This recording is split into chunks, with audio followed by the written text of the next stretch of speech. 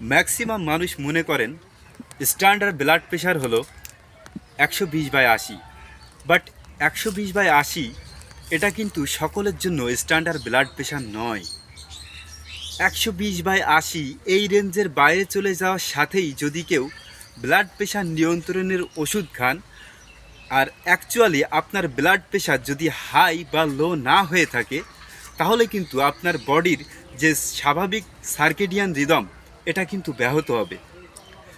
Standard blood pressure বোঝার একটা সহজ নিয়ম আছে। আপনার বয়সের সাথে 90 যোগ করে নিন। 90 যোগ করলে যে সংখ্যাটা দাঁড়াবে ওটা হলো আপনার উপরের ব্লাড প্রেশার সংখ্যা। অর্থাৎ ধরুন আপনার বয়স 50, এর সাথে যদি 90 যোগ করেন তাহলে হবে হলো 140। এই 140 হলো আপনার সিস্টোলিক বা উপরের স্ট্যান্ডার্ড ব্লাড প্রেশার সংখ্যা।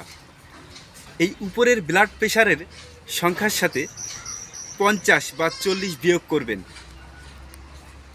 50 বা 40 বিয়োগ করলে যে সংখ্যাটা দাঁড়ায়, এই সংখ্যাটা হলো আপনার নিচের স্ট্যান্ডার্ড ব্লাড প্রেশার বা ডায়াস্টোলিক ব্লাড প্রেশার সংখ্যা।